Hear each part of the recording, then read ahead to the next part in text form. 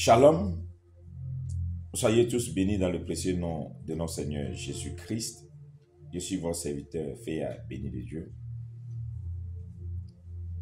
Comme je vous l'avais promis depuis il y a 2 semaines, le mois de mars va commencer et je vous ai promis qu'à partir du mois de mars, on aura des vidéos tous les vendredis qui concernent quelques enseignements pour permettre à plusieurs qui veulent être nourris du prophétique d'essayer de comprendre comment fonctionne le monde du prophétique et aussi ce qui va permettre à beaucoup de chrétiens de savoir mieux analyser les canaux que Dieu utilise ou bien les messages qu'on reçoit.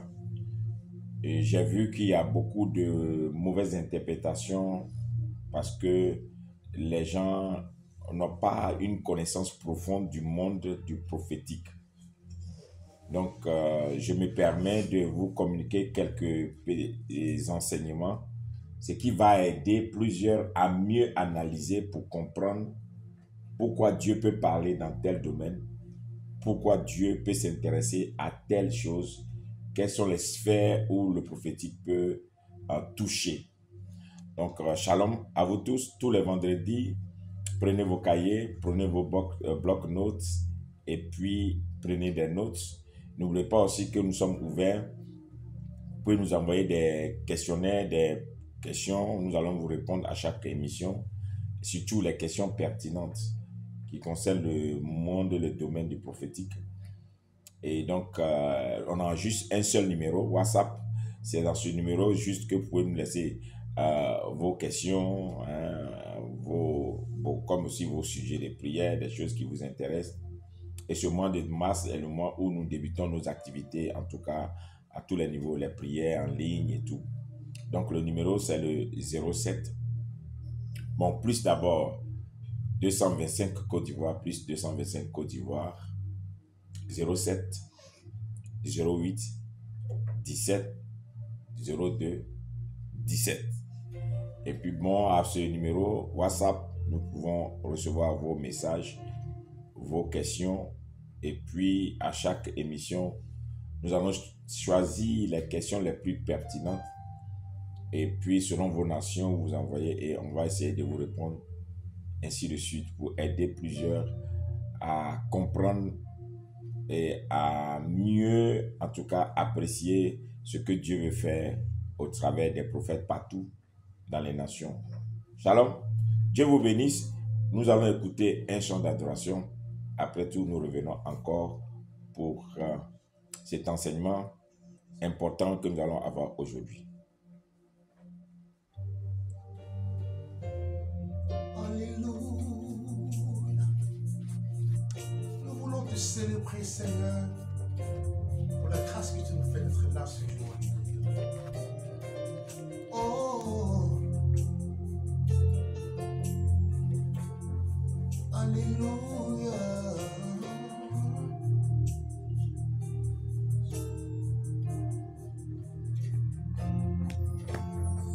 Il n'y a que ce nom. Il n'y a que ce nom, puissant pour sauver.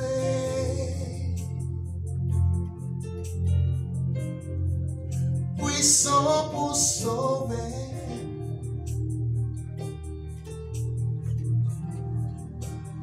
Oh, il n'y a que ce nom. Il n'y a que ce nom, puissant pour sauver. Puissant pour sauver.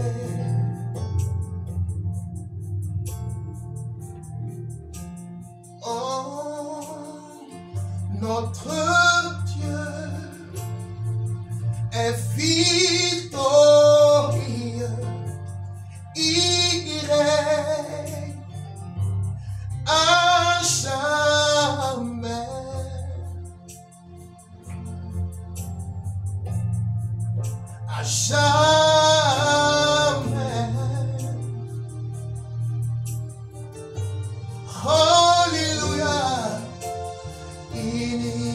qu'un seul nom. Il n'y a qu'un seul nom, puissant pour sauver.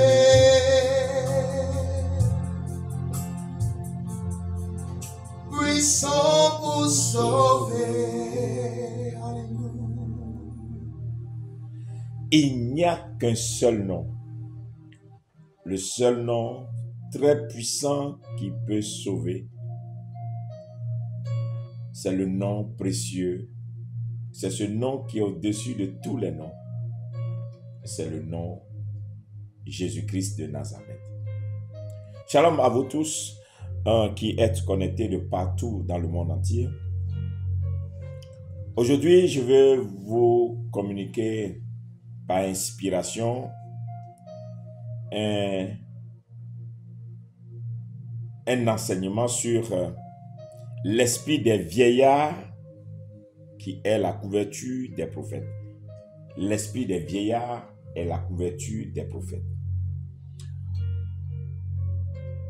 Comment d'abord comprendre ce qui fait qu'un instrument, un homme, une femme peut manifester des dons pertinents qui peuvent toucher des choses secrètes, des choses qui ne sont pas encore manifestées et les mettre au grand jour.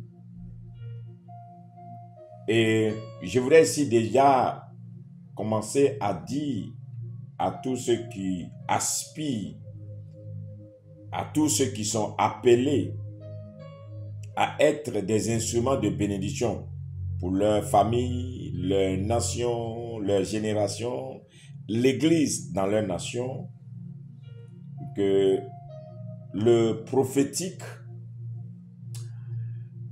a besoin d'une vie consacrée entièrement. Le prophétique a besoin d'une vie consacrée totalement. Totalement. Depuis le ventre de la mère jusqu'à sa mort. On n'est pas prophète de temps en temps. On ne prophétise pas juste parce que l'Esprit est venu sur nous une fois parti. Le prophète, c'est une nature depuis la naissance jusqu'à la mort. Et la consécration surtout, la vie mise à part est le secret de ceux qui manifestent le prophétique. Donc, sachez que si vous désirez, vous aspirez un jour être utilisé puissamment par Dieu, vous devez comprendre que le prix à payer, c'est de se séparer de beaucoup de choses. C'est de vivre une vie totalement consacrée, mise à part. Ceci va vous demander de vous éloigner de certaines choses, de ne pas faire certaines choses, de ne pas vivre avec certaines choses. Ceci va vous imposer des régimes, des fois, qui ne sont pas de nature peut-être à plaire aux uns et aux autres. Je cite rapidement quelques points. Selon les Écritures, vous allez voir que Jean-Baptiste, qui est le grand prophète que Jésus a annoncé, parce que ceux qui disent qu'il n'y a plus encore de prophète dans le Nouveau Testament, je voulais vous dire rapidement que celui qui a préparé le chemin de notre Seigneur Jésus-Christ n'est pas un apôtre, c'est un prophète. Et la Bible dit qu'il est né d'une relation de vieillesse et ses parents étaient des sacrificateurs. Mais voici les consignes que Dieu a données à ses parents. Le Seigneur a donné à ses parents des consignes que quand cet enfant va naître, le vin, c'est-à-dire il n'y aura pas de liqueur qui va être portée à la bouche de cet enfant. Ça permettrait à cet enfant de garder le sacré et être consacré à vie afin d'accomplir une mission spéciale. Donc, Jean-Baptiste est né et selon les Écritures, le vin n'est jamais, c'est-à-dire les liqueurs ne sont jamais arrivées aux lèvres de Jean-Baptiste. Ceci a permis à Jean-Baptiste de grandir dans son appel, de croître dans la grâce des prophètes et d'être cet instrument efficace qui a préparé le chemin du Seigneur. Et Jean-Baptiste est un prophète parce que la Bible dit que Jésus l'a confirmé lui-même pour dire, parmi tous les prophètes qui sont nés d'une femme, il n'y aura pas plus grand prophète que le prophète Jean-Baptiste. C'est de la bouche de notre Seigneur même que ce soit. Donc ça veut dire que dans le Nouveau Testament, un des plus grands prophètes, c'est le prophète Jean-Baptiste. Jean-Baptiste est un prophète. Et donc, c'est pourquoi Jean-Baptiste dit, je suis une voix, la voix qui est dans le désert. Donc, en réalité, un prophète est une voix. Donc, un prophète est une voix dans un temps, dans une génération, dans une nation, dans les nations. Il peut être une voix dans une communauté. Un prophète peut être une voix dans des événements aussi. C'est-à-dire qu'on n'entend pas parler, un jour, on entend parler la voix de quelqu'un qui retentit très fort. Et puis, bon, voilà. Maintenant, toutes ces choses reviennent au Seigneur. Donc, pourquoi Dieu peut encore et veut encore susciter des voix dans les générations pour toucher les peuples, pour parler encore au peuple? Lisons le livre de Actes 2. Acte 2.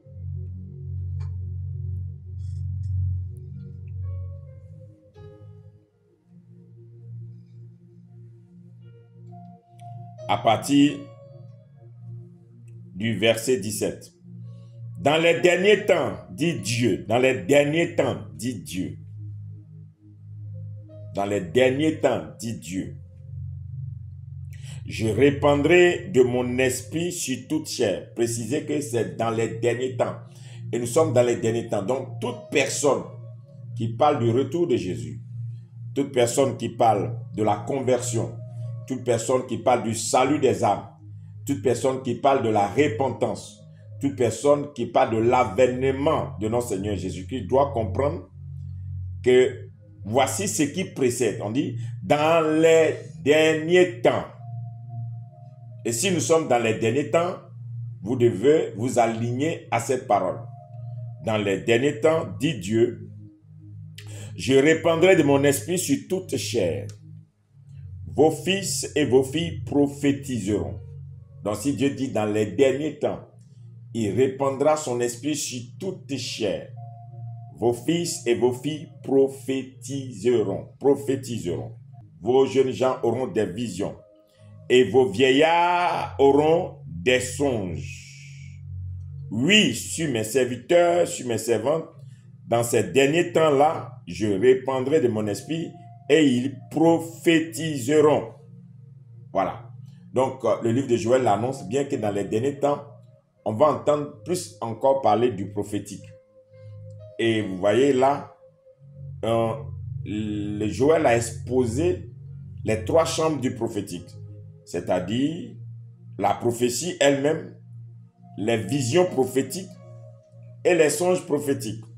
Il y a la prophétie, il y a les visions prophétiques, il y a les songes prophétiques. Ce sont les 3 chambres du prophétique. Les 3 chambres du prophétique, c'est la prophétie, les visions prophétiques, les songes prophétiques. Et Dieu dit qu'il va répandre son esprit sur toute chair. Ce qui veut dire que dans les derniers temps, il y aura beaucoup qui seront saisis par l'esprit et l'esprit voudrait parler. L'esprit voudrait prévenir. L'esprit voudrait alerter. L'esprit voudrait faire quelque chose. Donc, il y aura plusieurs qui seront saisis par l'esprit de prophète. Donc, il dit ici, dans la 3e chant, il dit, vos vieillards auront des songes. Donc, les songes sont réservés à la chambre des vieillards. Et je parle aujourd'hui de l'esprit des vieillards qui est la couverture des prophètes. Ce qui veut dire, ce qui peut couvrir un homme pour manifester un esprit pour manifester un don est très important. La couverture dans tout ce que nous faisons. Donc, Tout ce que vous allez manifester dans votre vie doit venir d'une couverture. La Bible dit au commencement, l'Esprit mouvait au-dessus des eaux et sous les eaux se trouvait un monde informe. Donc c'est la couverture du monde par l'Esprit qui a fait que quand Dieu a commencé à parler, la création a commencé à se manifester. La couverture. C'est très important, la couverture. Donc quand Dieu veut faire quelque chose, il s'arrange pour qu'il y ait une couverture, pour que l'Esprit se manifeste en bas de la couverture. Si vous voyez la naissance de Marie, quand Marie s'est interrogée concernant ce qui allait lui arriver, que l'ange a visité Marie, dans le livre de Luc 1, la Bible dit que Marie s'est interrogée, comment est-ce que je peux faire un enfant si il se trouve que je n'ai pas un homme? Et la Bible dit que l'Esprit lui dit, l'Esprit de l'Éternel viendra et l'ombre du Tout-Puissant te couvrira. Alors tu tomberas enceinte. Ce qui veut dire que c'est l'ombre, c'est la couverture de l'ombre qui a permis à Marie de tomber enceinte. L'Esprit du Tout-Puissant viendra sur toi. Donc, il faut avoir l'Esprit. Maintenant, après l'Esprit, il y a la couverture qui est venue sur Marie et Marie est tombée enceinte de la couverture. Donc, on ne peut pas tomber enceinte d'un ministère puissant de prophète auprès des nations s'il n'y a pas une couverture exceptionnelle. Donc, avant que je n'arrive sur la couverture des hommes, je vais parler d'abord de ce qui est divin. Je vais parler d'abord du monde même de l'esprit. Je vais parler d'abord de comment comprendre que le monde de l'esprit est réel, est authentique, est vrai. Donc, il faut être spirituel avant de venir dans le physique. Avant de voir un homme qui va vous couvrir dans les dons, ou bien dans les ministères, il faut savoir d'abord, est-ce que tu as cette couverture du monde divin qui t'a reçu comme un prophète pour te couvrir de quelque chose afin que tu puisses engendrer ou bien tu puisses manifester un ministère puissant auprès des générations. Donc, il dit ici, Joël, dans le livre de Acte 2, nous avons vu déjà comment on dit que les songes sont réservés aux vieillards. Donc, l'esprit de vieillard, on doit comprendre maintenant, je vais chercher à vous montrer maintenant comment l'esprit de vieillard opère et que c'est une couverture des prophètes. Lisons dans le livre de Tite 2. Tite 2. Tite 2, verset 1. Pour toi, dis les choses qui sont conformes à la sainte doctrine. Dis que les vieillards doivent être sobres, honnêtes, modérés, saints dans la foi, dans la charité, dans la patience.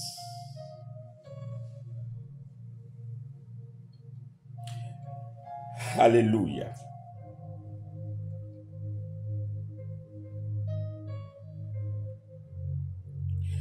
Dis que les femmes âgées doivent aussi avoir l'extérieur qui convient à la sainteté, ni n'être ni médisantes, ni à donner au vin, qu'elles doivent donner de bonnes instructions dans le but d'apprendre aux jeunes femmes à aimer leur mari et leurs enfants, être retenues, chastes, occupées aux soins domestiques, bonnes soumises à leur mari, afin que la parole de Dieu ne soit pas blasphémée. Exhorte de même les jeunes gens à être modérés, te montrant toi-même à tous égards un modèle de bonne œuvre, donnant un enseignement pur, digne, une parole saine, irréprochable, afin que l'adversaire soit confus, n'ayant aucun mal à dire de nous. Voilà. Donc ce passage nous démontre réellement quelle est la manifestation d'une personne qui a atteint l'esprit de la vieillesse, ou bien l'esprit, je ne parle pas des vieillards. Pour que quelqu'un atteigne cette dimension de l'esprit des vieillards, c'est la personne qui est capable d'amener la sainte doctrine. La personne qui est capable de par sa vie, transmettre à la génération, à la jeunesse, la bonne conduite, les bonnes manières, comment vivre ce surnaturel. Donc ici, est dépeint et décrit comme pour un homme ou bien pour une femme, si l'esprit des vieillards vient sur quelqu'un, comment ça se manifeste dans le physique. Et donc c'est la seule chaîne de transmission. L'esprit de vieillard est la seule chaîne qui transmet à la génération ce qu'on a, qui transmet à la génération ce qu'on a reçu. Donc une personne qui n'a pas reçu cet esprit ne peut pas, jusqu'à un certain moment, comprendre ce que c'est que la sainte vie, la sainte doctrine. Comprendre que comment donner aux autres à devenir et à le manifester. Allons rapidement maintenant dans le monde spirituel. Dans le monde spirituel, maintenant je vous ai expliqué l'homme vieillard, la femme vieillard. Maintenant, je vais vous expliquer dans le monde spirituel, comment est-ce que cela se manifeste. Allons dans Apocalypse. Apocalypse 4, à partir du verset 9. Apocalypse 4, à partir du verset 9. Quand les êtres vivants rendent gloire et honneur et action de grâce à celui qui est assis sur le trône, à celui qui vit au siècle des siècles, quand les êtres vivants rendent gloire et honneur et action de grâce à celui qui est assis sur le trône, à celui qui vit au siècle des siècles, les 24 vieillards se prosternent devant celui qui est assis sur le trône et ils adorent celui qui vit au siècle des siècles et ils jettent leur couronne devant le trône en disant: Tu es digne, notre Seigneur, notre Dieu, de recevoir la gloire, l'honneur, la puissance, car tu as été créé, car tu as créé toutes les choses et c'est par ta volonté qu'elles existent et qu'elles ont été créées. Donc ici, on nous dit que devant le trône de Dieu se trouvent des êtres vivants qui rendent gloire à Dieu et parmi ces êtres vivants se trouvent 24 vieillards qui se prosternent et ces vieillards déposent leur trône devant Dieu, devant le trône de Dieu et ces vieillards rendent gloire et ils proclament que c'est lui seul qui reçoit la gloire, l'honneur, la puissance. Donc voilà que dans le monde même spirituel, dans le monde des esprits, il se trouve que dans le monde des esprits, il y a des êtres saints et il y a des vieillards. Il y a des êtres saints, il y a des êtres vivants et parmi les êtres vivants, il se trouve des vieillards. On les appelle les 24 vieillards. Donc ces esprits-là, ces 24 esprits vieillards, ces 24 esprits vieillards, il y a d'autres qui sont saints, c'est vrai. Mais parmi les saints se trouvent 24 autres esprits vieillards. Donc, ce qui veut dire qu'on peut être saint et ne pas avoir un esprit de vieillard. On peut être saint et ne pas avoir un esprit de vieillard. Donc, parmi les êtres vivants, il y a 24 vieillards. Et c'est les 24 vieillards qui ont des couronnes. Donc, les autres n'ont pas de couronne. Les autres sont des êtres vivants. Ils sont des êtres spirituels, mais ils n'ont pas de couronne. Ce sont les vieillards qui ont des couronnes. Et donc, Acte 2 nous dit que les vieillards ils ne font que des songes. Les vieillards ne font que des songes. Ce qui veut dire que un homme de Dieu qui prophétise et qui arrive jusqu'au niveau des songes, le niveau des songes est une dimension qui est réservée à l'esprit des vieillards, à une personne qui peut transmettre, à une personne qui peut donner à. Donc là, tu es cherché à savoir, est-ce que ce que tu as, tu veux manifester, qu'est-ce qui te couvre? Je parlais de la couverture. Donc c'est l'esprit des vieillards, l'esprit qui est devant le trône de Dieu. Les esprits, ceux-là qui adorent Dieu, ceux qui sont à genoux devant Dieu et qui disent gloire, gloire et honneur, c'est eux seuls qui sont capables de revenir sur la terre et de transmettre le message de Dieu. De revenir sur la terre et de dire voici le plan de Dieu, voici la volonté de Dieu, voici ce que Dieu veut faire.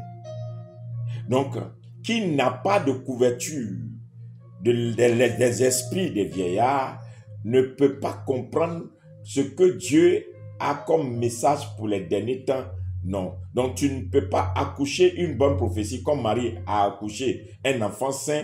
Tu ne peux pas accoucher un message saint. Tu ne peux pas accoucher une bonne prophétie. Tu ne peux pas accoucher un message qui peut transcender le temps.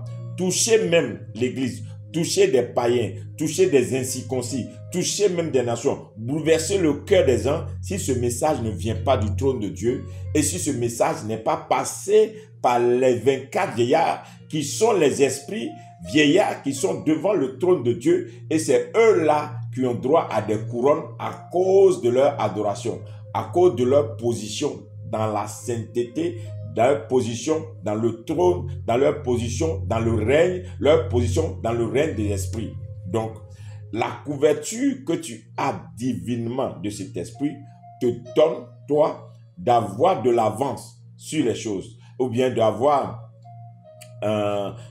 vous savez, un vrai prophète, vous le voyez comme quelqu'un qui a vécu peut-être, il est dans une peau aujourd'hui peut-être des 50 ans, des 30 ans, des 40 ans, mais c'est comme s'il est né un siècle, 2 siècles avant son temps. Il dit des choses qui vont arriver dans 20 ans, dans 30 ans, dans 50 ans. Il y a d'autres choses même qu'il va dire. Lui-même, il va mourir et ça va se réaliser après lui. C'est-à-dire qu'il a vécu avant son temps.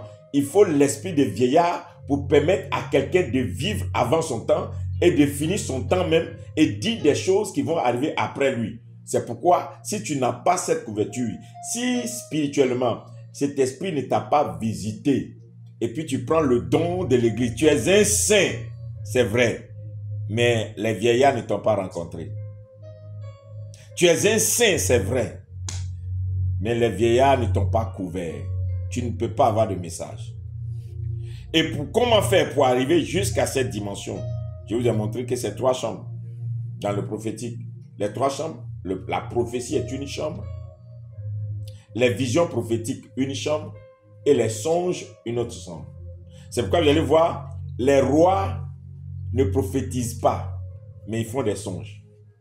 Donc les gens qui ont telle la dimension de roi, vous n'allez pas voir dans la Bible, on dit qu'un roi a prophétisé. On te dira toujours que le roi a fait un songe. C'est pourquoi vous allez voir que Joseph n'a pas prophétisé, il a fait un songe. C'est son songe qu'il a amené chez le roi. Donc vous voyez, la prophétie est une dimension, c'est vrai, mais elle est réservée au peuple. Il y a une autre dimension qui est la vision. C'est réservé encore à des hommes d'une certaine dimension et Dieu peut les prendre pour faire des visions. Et il y a une autre chambre qui est réservée aux songes, c'est la chambre des vieillards. Et c'est eux qui font des songes. Et ces songes, ces chambres sont réservées au royaume, au roi. Ces chambres sont réservées au royaume, au roi, au règne. Je répète, cette chambre est réservée au royaume, au roi et au règne. C'est-à-dire, cette chambre est réservée à des prophètes qui doivent parler pour des rois, ou bien c'est réservé aux rois qui doivent faire des songes pour leur royaume, et cette chambre est réservé seulement à des gens qui doivent régner. Donc, c'est réservé.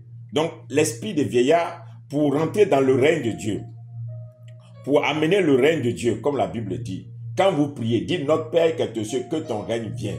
Donc, pour que le règne de Dieu soit manifesté, il faut des gens qui se sont consacrés, qui ont mis toute leur vie, des gens qui ont payé le prix, des gens qui sont séparés de beaucoup de choses, des gens à qui Dieu a mis des interdits. Et ceux-là, ils ont atteint une dimension où ils peuvent aller dans le conseil de Dieu, vivre dans le règne de Dieu et amener la voix de Dieu qui est du règne de Dieu sur la terre au milieu des hommes pour dire, voici ce que Dieu veut faire. Voici comment Dieu veut le faire et voici quand Dieu veut le faire. Ma prière, c'est que Dieu suscite encore des hommes et des femmes, des gens capables encore de se disposer, des gens capables de dire, je veux m'abandonner, je veux voir Dieu m'utiliser jusqu'à un certain niveau.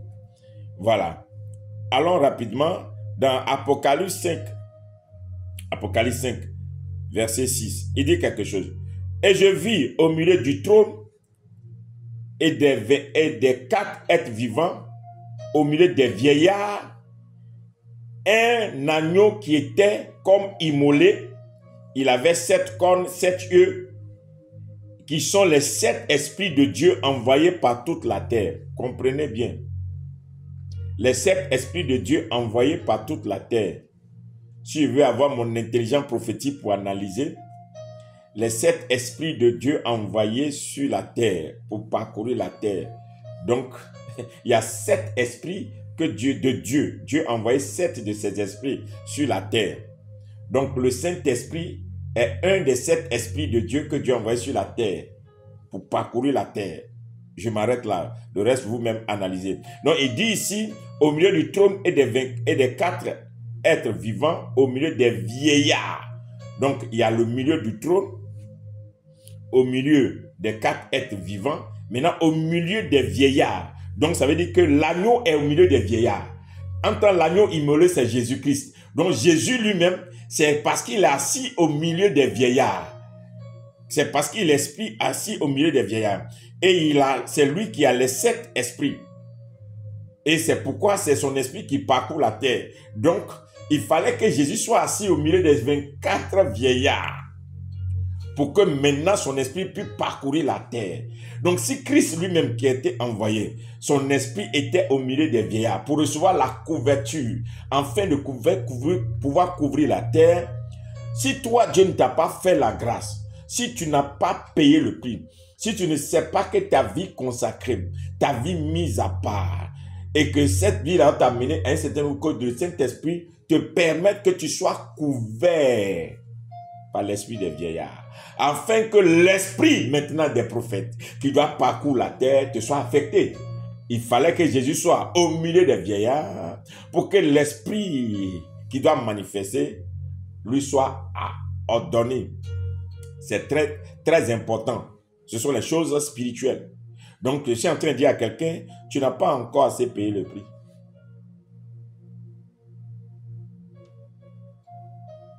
Tu as besoin encore de te consacrer plus que ça. Alors, le verset 8, il dit quoi?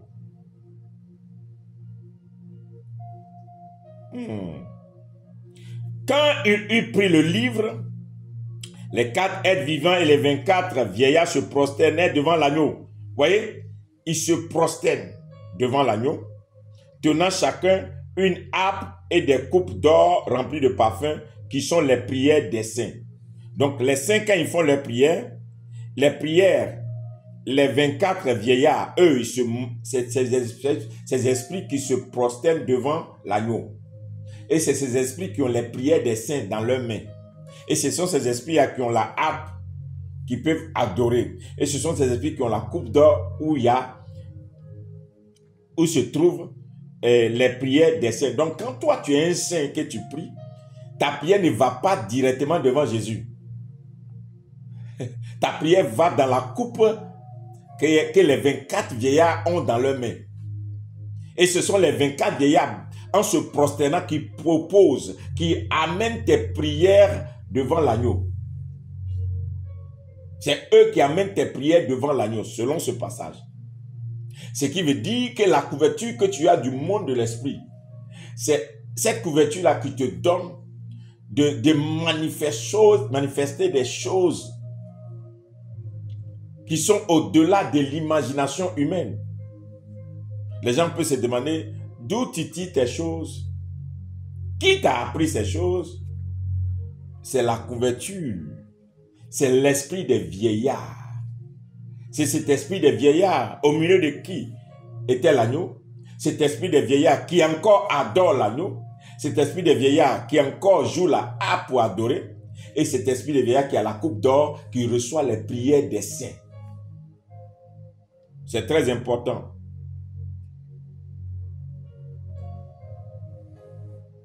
Et il dit, et c'est très important pour toi.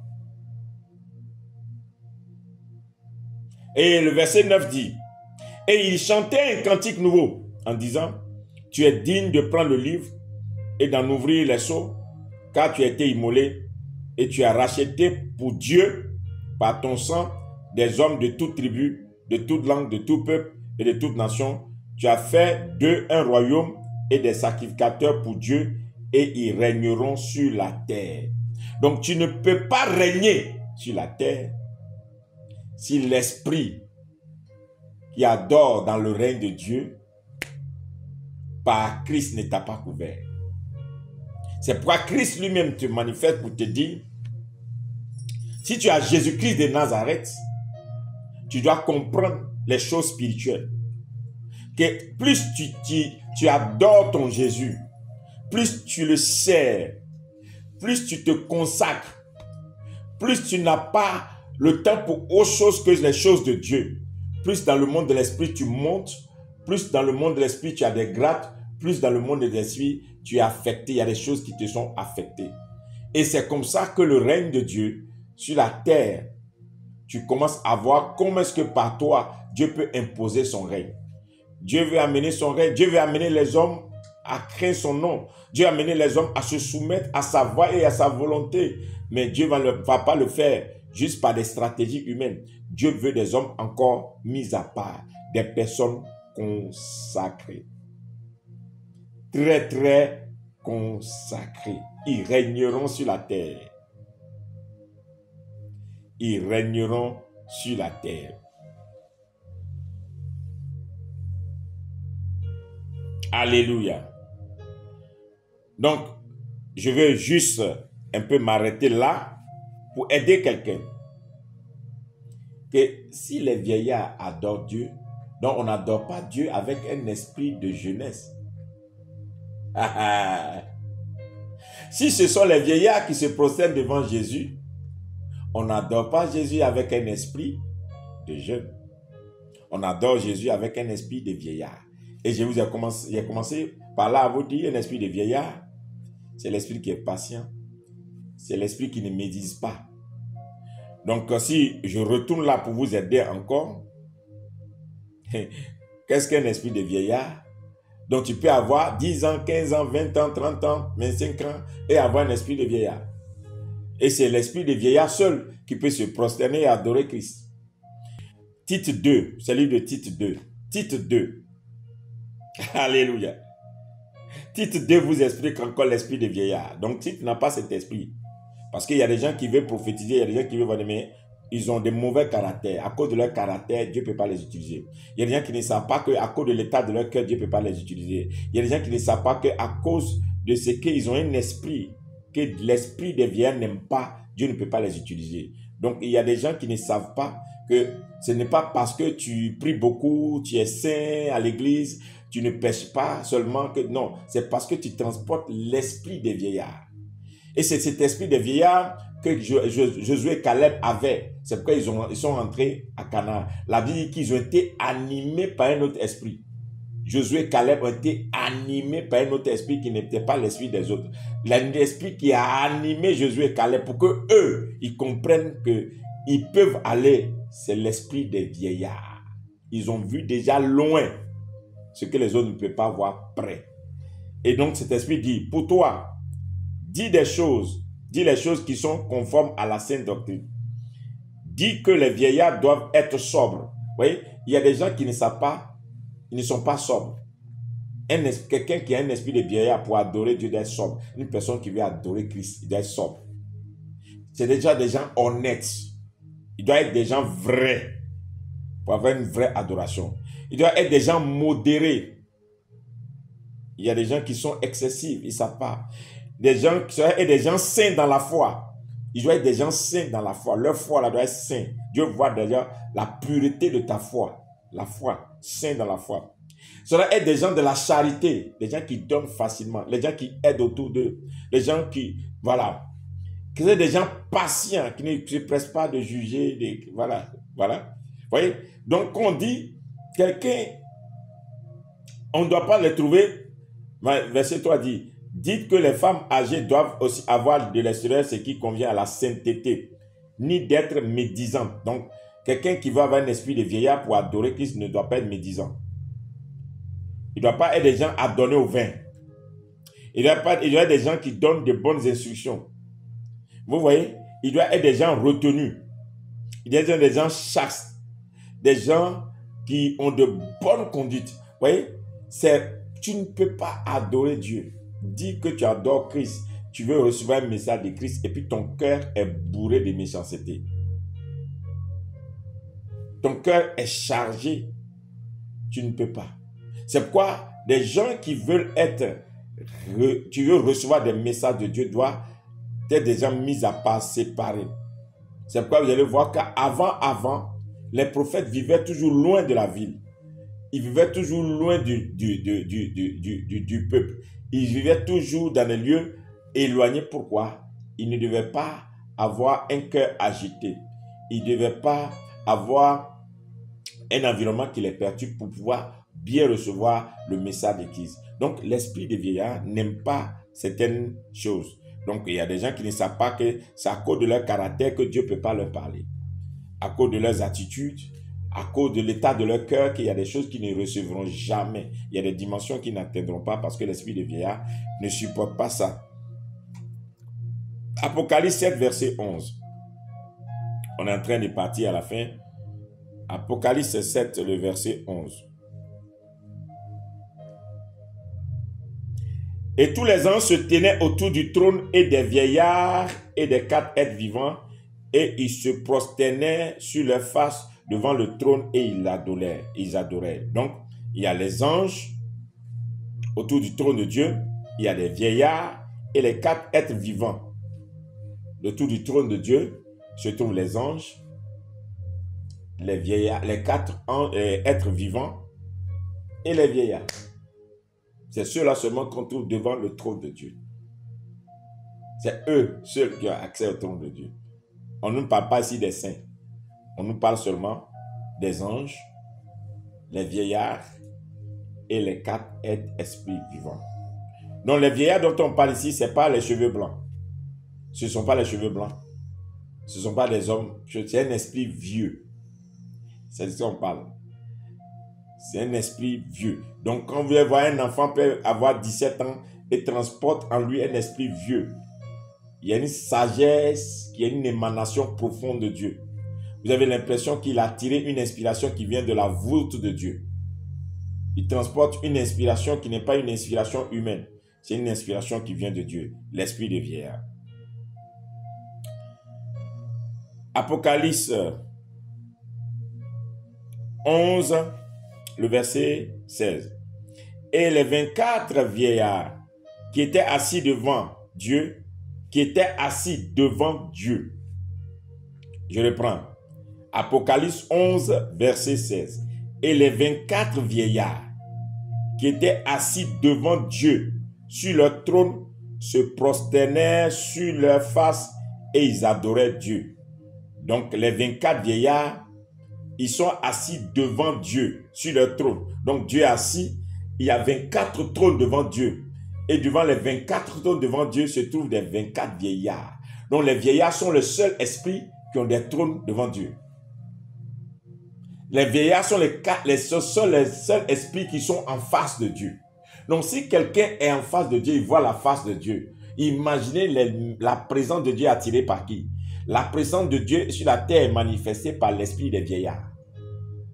La présence de Dieu sur un prophète, sur une église est manifestée par l'esprit des vieillards.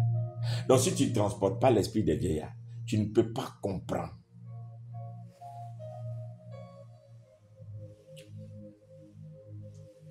Et c'est eux. Alléluia. Et ils ont leur trône.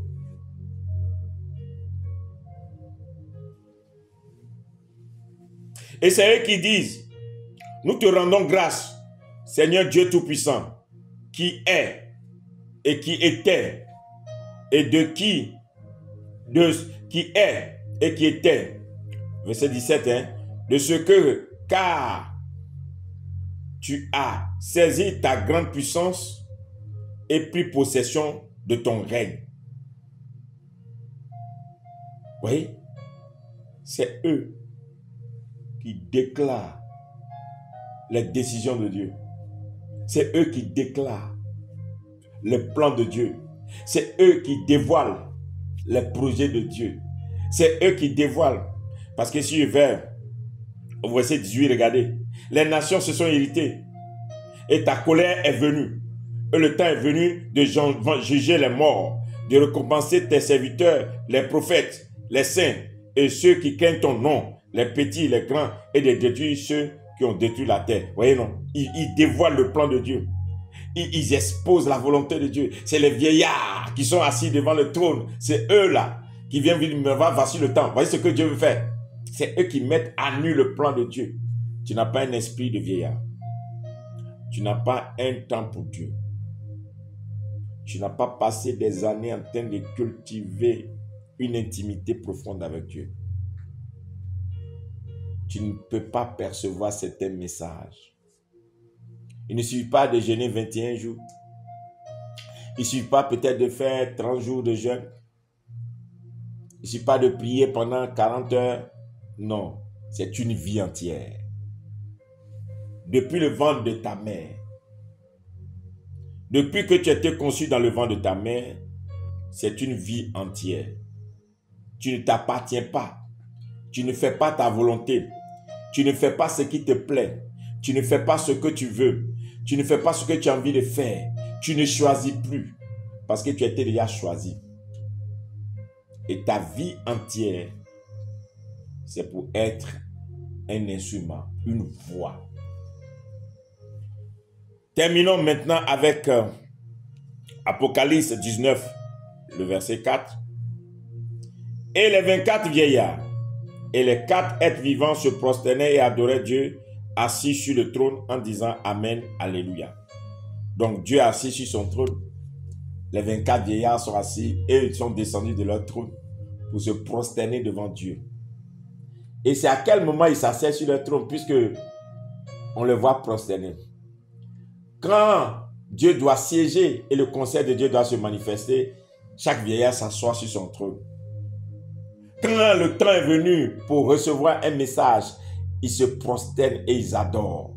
Et ils déclarent. C'est dans l'adoration.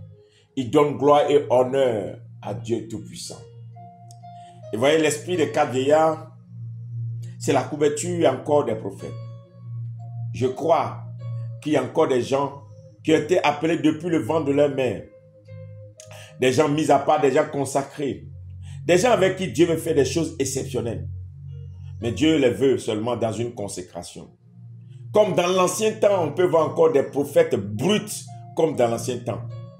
Avec un état pur, des gens saints, d'un corps saint, avec un esprit pur, capable de dire, de sortir des choses depuis les entrailles du trône de Dieu. Simplement, s'ils arrivent à la dimension de la chambre des vieillards, où il peut avoir des songes, où Dieu peut leur parler, où Dieu peut leur dire des choses. Il y a un seul homme dans la Bible qui a pu atteindre la dimension, qui peut le dire, où il s'est arrêté devant le trône, c'est Moïse. La Bible dit que quand Moïse fut attaqué par son grand frère et sa grande sœur, Dieu dit à Aaron et à Myriam, vous êtes qui? Vous êtes des prophètes. Mais quand je vais me révéler aux prophètes, je ne les parle dans leurs songes. Mais à Moïse, je lui parle bouche à bouche. Ce qui veut dire que Moïse a dérangé le monde de l'esprit. Moïse est le seul dans la Bible qui a jeûné 40 jours sans manger, sans boire 2 fois. Moïse est le seul dans la Bible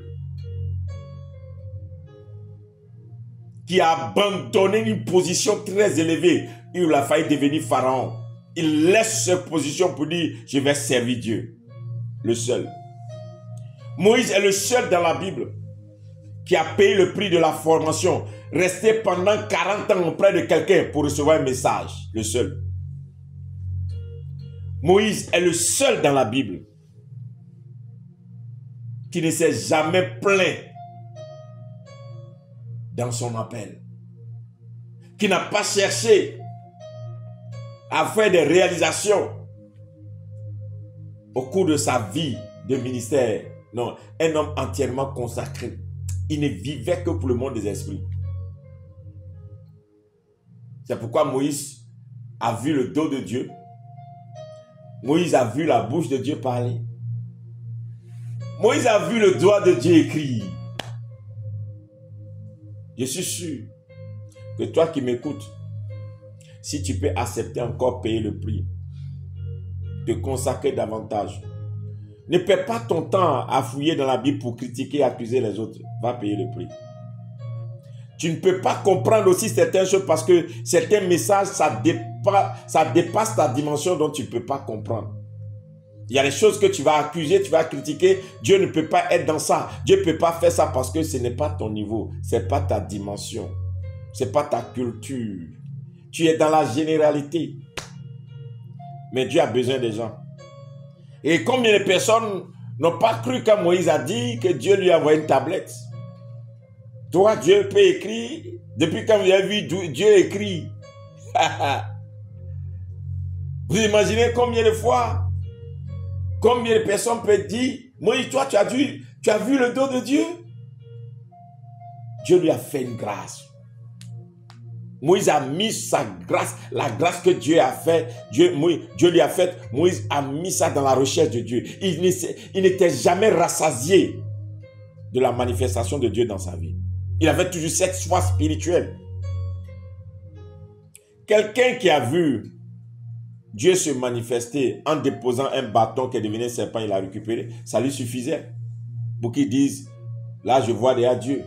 Quelqu'un qui a vu les 10 plaies, qui a vu des miracles, ça lui suffisait pour dire, j'ai vu Dieu. Quelqu'un qui a vu Dieu faire des choses dans le désert, accompagner plus de 3 millions de personnes dans le désert, avec un bâton, qu'est-ce que Moïse n'a pas vu? Mais Moïse n'était jamais rassasié. Mais imaginez, Moïse va dire à Dieu, si j'ai réellement trouvé grâce à tes yeux, fais-moi voir ta gloire. Ce qui veut dire que Moïse a vu tous ces miracles, il dit non, je n'ai pas encore tout vu. Je veux voir encore plus que ça. Fais-moi voir ta gloire. Est-ce que tu peux encore miser la grâce manifeste de Dieu dans ta vie pour dire Dieu, c'est vrai que j'ai vu des miracles, c'est vrai que j'ai vu des choses, mais je veux voir plus que ça. Parce que le monde de l'esprit, le monde de Dieu doit venir sur la terre. Le règne de Dieu doit venir dans ma génération. Ma famille doit vivre le règne de Dieu. Les gens doivent savoir que Dieu existe dans ma génération. Dieu doit impacter là où Dieu n'est pas. Moi, je suis né pour amener Dieu là-bas. Est-ce que tu peux t'élever avec passion pour dire, là où Dieu n'est pas encore rentré dans ma génération, je vais amener Dieu là-bas. Et qu'on ne trouve pas Dieu seulement à l'église. Qu'on ne trouve pas Dieu seulement dans nos croisades. Qu'on ne trouve pas Dieu seulement dans nos séminaires de formation de pasteurs. Mais qu'on trouve Dieu partout. Qu'on trouve Dieu en train d'agir dans toutes les sphères de la société. Shalom. La paix de Christ sur toi. C'est pour toi ce message. L'esprit des vieillards et la couverture des prophètes.